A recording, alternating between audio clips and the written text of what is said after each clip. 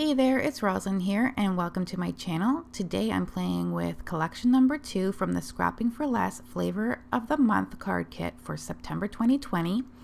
This collection is called Apple Orchard Pickin. Comes with a really cute stamp set and I'm going to be using the sentiments from that today. Some twine and some enamel dots, both of which I'll be using as well. And here is the pattern paper that comes with the collection. And I love it so much that I might actually buy the paper pack that is available separately from the Scrapping for Less website. This paper is by Scrapping for Less and it is of top-notch quality. It is thick like cardstock. It has a satin sheen to it and I love it. Here is the stencil I got. I joined at the banana split level and it comes with a couple extra goodies. So this stencil is actually what started me off, and I just jumped into the kit with this stencil because I wanted to make a pattern paper background using this stencil and some Distress Oxide inks, but you can use any inks that you have in your stash. You just need a red, a green, and a brown to start.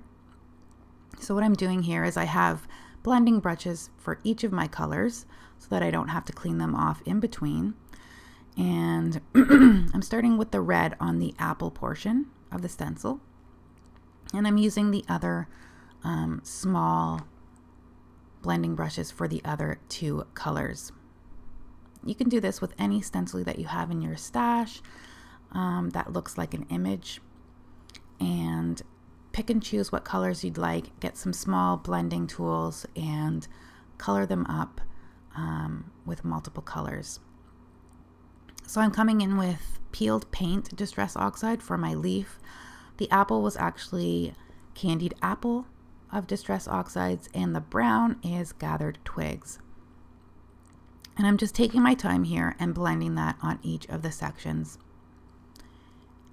And after I use the brown ink with its separate blending brush on that little fine twig or stem I should say, I go back over with the blending brushes from the red and the green without adding any other ink and just smoothing everything out where those three colors come together.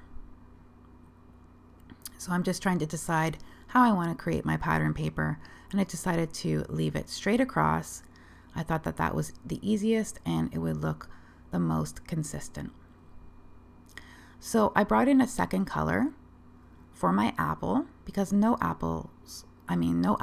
two apples look the same.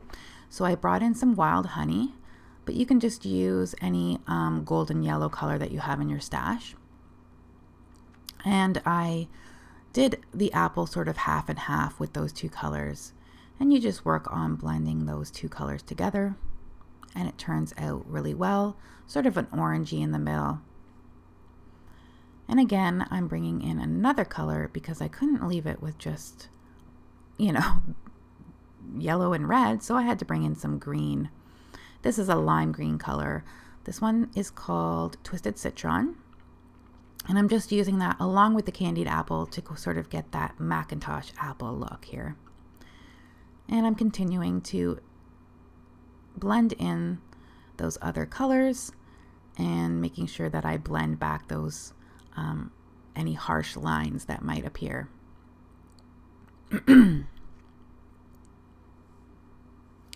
So yes, this stencil is the thing that jump-started me on using this kit. And I really have no plan as I'm doing this. I'm just having fun with my stencil.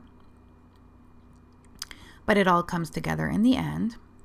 For my second row, I just moved the stencil over so that the apples were staggered from each other in each row. And I used the green on this apple, and I didn't clean off my stencil very well, or actually at all. So it did look a little bit muddy when I brought that green ink in, but it's okay. It doesn't look too bad, but I decided that I'm going to clean off my stencil with a microfiber cloth in between apples just to make sure that they are nice and clean and crisp. I'm taking a piece of Post-it note tape here just to mask off the bottom of that stencil because those apples are very close to the edge of the stencil. So to protect the apples that I've already done, I just added a piece of the Post-it note tape, but you can add any paper or whatever with tape that you want. And I'm going to come in here and continue adding my apples throughout this cardstock. And the cardstock that I'm using is actually Bristol Smooth cardstock. I find it works best when blending with these types of inks, and any inks really, because it's nice and smooth. And this is the first kit that I've purchased from Scrapping for Less. This kit sent me over the edge. I had to subscribe when I saw the previews. I've been looking to join some kind of kit club for a while now, simply because I wanted something to focus on. I know I have random supplies in my stash, but this kind of gives me something that I can just, everything coordinates together. I don't have to think too hard on coming up with ideas. They do give you examples when you do receive your kit. They give you some card sketches that you can use. So it's really good. How do you call that? It's user friendly anyway. And I also wanted something to come monthly, that I had something to look forward to during these COVID times. I wanted something to look forward to and not just random shopping. And I found that this card kit was super good value. And the products are, like I said, top notch. The pattern paper is top notch, and also the stamps. And I figured I'd go for it and go for the banana split level, because I didn't want to miss out on anything cute that would come in the banana split level. If you are in the United States, they do have a mini card kit subscription, which is only about $9, I believe. So if you wanted to try out some of their products, I think that's a good way to go. So here's my background finished up, and I actually flipped the stencil on the top two layers the other way just to give it a little bit of variation. And here I'm bringing in a die from MFT that I remembered that I hadn't used yet, but this was perfect for this card, and it's called Sweet as Pie Dynamics, and it cuts out this super cute little pie. And I'm just adding some of the gathered twigs to that top portion of the pie to make it look like it's nice and baked. And I used some pattern paper from the kit for the background of this die cut. So this is where I went after I finished my background. The light bulb went off and I said, oh, I have a pie die in my stash. Let's get it out. This would be perfect. So this kit gives you everything that you need to do cards on your own, but obviously you can go into your stash and bring out things that coordinate. I also brought in this tag set by Sunny Studio Stamps called Build a Tag number 1 die. And I cut the main die from some white cardstock and used the coordinating pattern paper that I used on the pie on the top portion. And I'm going to add the sentiment from the stamp set, which says autumn skies and apple pies. It just happened to fit perfectly on this tag. And I really wanted the stenciled background to be sort of the star of the show. So I didn't want to bring in a stamped image. I just wanted to have the sentiment there. And I stamped this with VersaFine Claire ink in the color Acorn. And here I'm humming and hawing on how I'm going to set up this card. I thought it was a little bit too much with all of those apples, so I brought in this scalloped border die from Lawn Fawn. And I just decided to take about a third of that off of my background. And I used the other side of the pattern paper and decided that that would be my lower third of the card. So what I did here is I glued that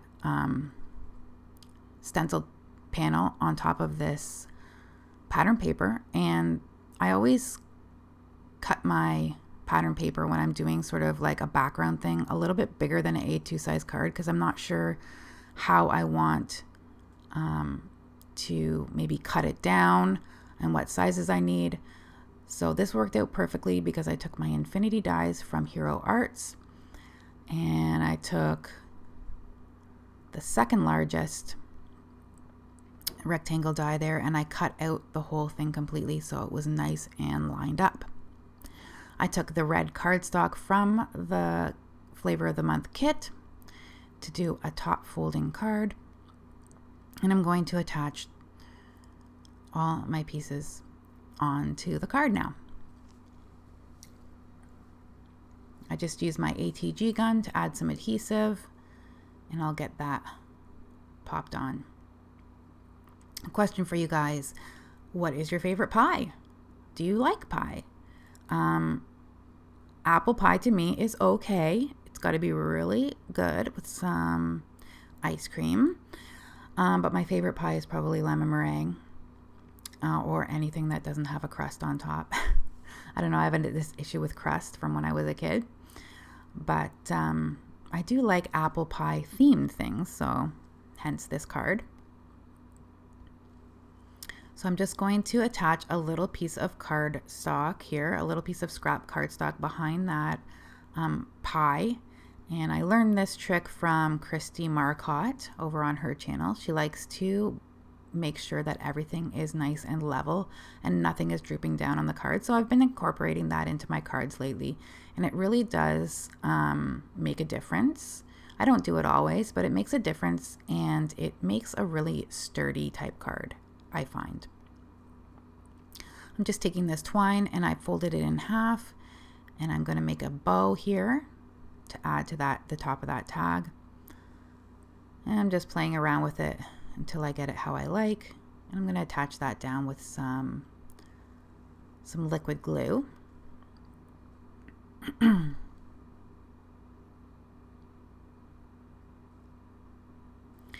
And here I bring in some enamel dots. I'm going to use some of those enamel dots. And that's what I like about this card kit too. It does come with nice coordinating items in each collection. Try to get those down on my card. And since this card is a dark background for the base, I decided to decorate the inside of my card. And to do that, I had an extra pie that I had cut out because I wasn't sure what pattern paper I liked better for this card, or if I was going to use more than one pie.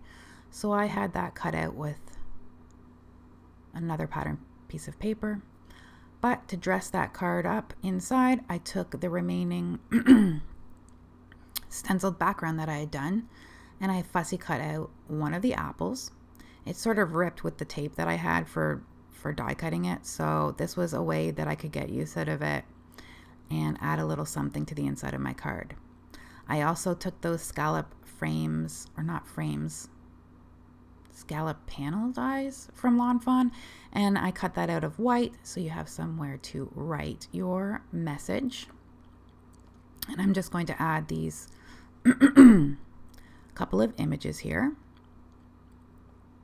And once again, I do add some cardstock behind that pie because it is overlapping on that apple.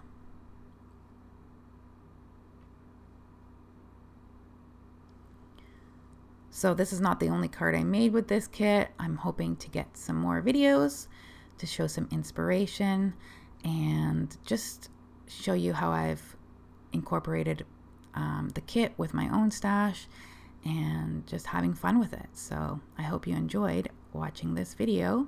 If you have this kit, let me know and share your ideas. I really love how this turned out. I hope it's inspired you to use a stencil in this way too, and I hope you guys have a great day. Take care. Bye-bye.